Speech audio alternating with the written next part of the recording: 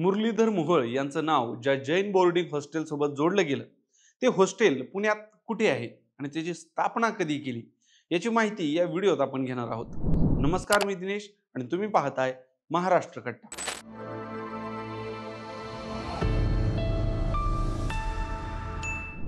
उत्पन्नाचा दाखला काढायला 8 दिवस जातात, पण पुण्याच्या मुख्य भागात असणारी 3-3.5 एकराची जागा पब्लिक ट्रस्टची असताना त्याची विक्री इतकी फास्ट कुणाला तपास लागायच्या आत कशी झाली, हाच प्रश्न सगळ्यांना पडतोय. दोन्ही बाजूंचे आपापले दावे असतील, पण इथे आपण या वादावर बोलण्याऐवजी जैन हॉस्टेलची ही जागा कुठे आहे आणि त्या HND म्हणजेच शेठ हिराचंद नेमचंद दिगंबर जैन हॉस्टेलची स्थापना कधी आणि कशासाठी केली हेही जाणून घेऊया. शेठ हिराचंद नेमचंद दिगंबर जैन हॉस्टेल म्हणजेच HND जैन हॉस्टेलच्या ट्रस्टची स्थापना सन 1958 मध्ये शिक्षण, विद्यार्थ्यांच्या वसतिगृहाची सोय, धर्मशाळा, आरोग्यवर्धक केंद्र, गरिबांसाठी वैद्यकीय सहाय्य आणि इतर परोपकारी उद्देशांच्या प्रगतीसाठी करण्यात आली. या जागेवर साधारणपणे 1962 ते 63 मध्ये वसतिगृह बांधण्यात आल्याचं सांगण्यात येते. इथे एक मंदिर सुद्धा आहे. विशेष म्हणजे जैन समाजातील मुलं या हॉस्टेलमध्ये राहत असली तर इथली मेस सर्वांसाठी सुरू असायची. या भागात शिकणाऱ्या विद्यार्थ्यांमध्ये सुद्धा ही मेस फेमस होती. पुण्याच्या फर्ग्युसन कॉलेज रोड पासून ते सिम्बॉयसिस कॉलेजकडे जाणाऱ्या मार्गावर ही ट्रस्टची जागा आहे. अर्थात विद्येचं माहेरघर असणाऱ्या पुण्याच्या ज्या भागात मोठमोठ्या नावाजलेले कॉलेजेस आहेत त्या भागात हे जैन समाजाच्या मुलांसाठीचं हॉस्टेल आणि एक मंदिर आहे.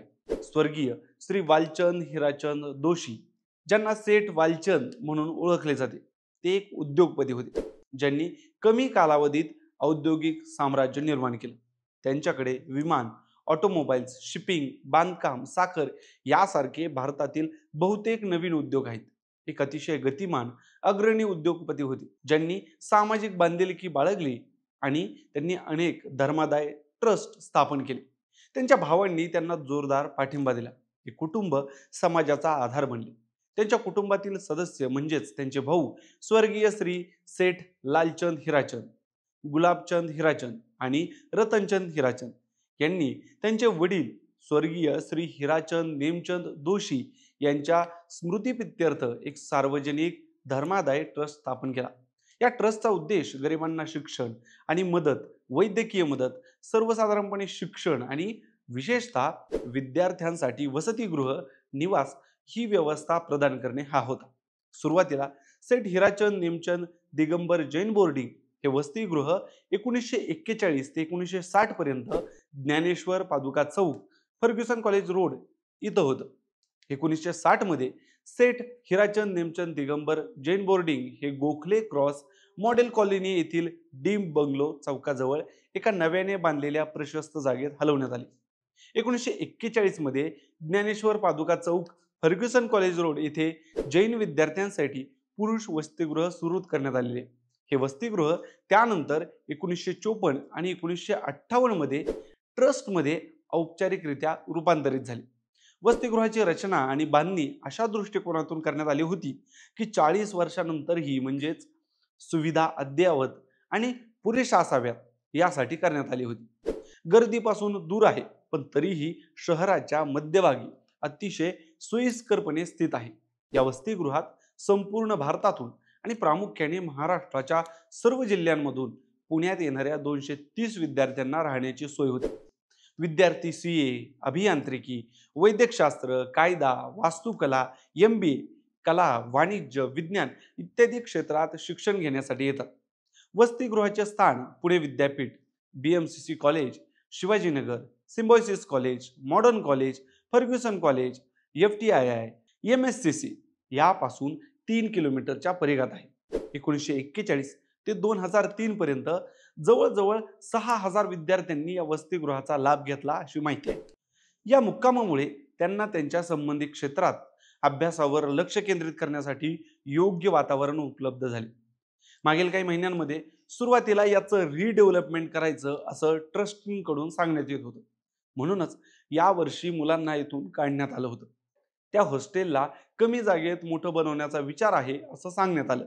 मात्र याची विक्री करण्याचा विचार ट्रस्टींचा असल्याने अनेक माझे विद्यार्थी तसेच जैन समाजाच्या अनेक लोकांनी याला विरोध करायला सुरुवात केली होती. सुरुवातीला हा प्रायव्हेट ट्रस्ट असल्याचं अनेकांना वाटत होतं, मात्र नंतर हे पब्लिक ट्रस्ट असल्याचं उघडकीस आलं. या जागेची विक्री करण्यासाठीच नियमांची मोडतोड करण्यात आल्याचा आरोप सध्या ट्रस्टींवर होत आहे. जैन समाजातील लोकांची मागणी आहे की मंदिर हे 50 वर्षापासून आहे. अनेक पिढ्यांनी त्या हॉस्टेलचा फायदा घेतला आहे. तिथून ते मोठमोठ्या हुद्द्यावर पोहोचले आहेत. आज रिडेव्हलपमेंटसाठी देणगीदार भेटण्याची शक्यता अधिक असताना त्याची विक्री समाजाला विश्वासात न घेता किंवा त्यांचा विरोध डावलून केली जात आहे, असं मत जैन समाजातील व्यक्ती मांडत आहेत. सोबतच या जमिनीची किंमत बाजारभावाच्या हिशोबाने खूप जास्त आहे, मात्र अतिशय तोडक्या पैशात ती खिशात घातली जात आहे, असं सांगण्यात येते. दरम्यान बिल्डर सोबत पार्टनरशिप असल्याचा आरोप झाल्यानंतर पुण्याचे खासदार आणि केंद्रीय मंत्री मुरलीधर मोहोळ यांनी यामध्ये लक्ष घालून हा व्यवहार रद्द करण्यासाठी प्रयत्न केल्याचं सांगण्यात येते. दरम्यान ही सर्व प्रक्रिया कायद्याचं पालन करून झाल्याचं मत ट्रस्टी आणि बिल्डर मांडत आहेत. पुण्याचे खासदार मुरलीधर मोहोळ हे आपला त्याच्याशी काही संबंध नसल्याचे सांगत आहेत. मंडळी, तुमचं या जैन बोर्डिंगच्या जागेच्या व्यवहाराविषयी काय मत आहे? कमेंट करून सांगा आणि अशाच माहितीपूर्ण व्हिडिओसाठी महाराष्ट्र घट्टाला सबस्क्राईब करा. धन्यवाद.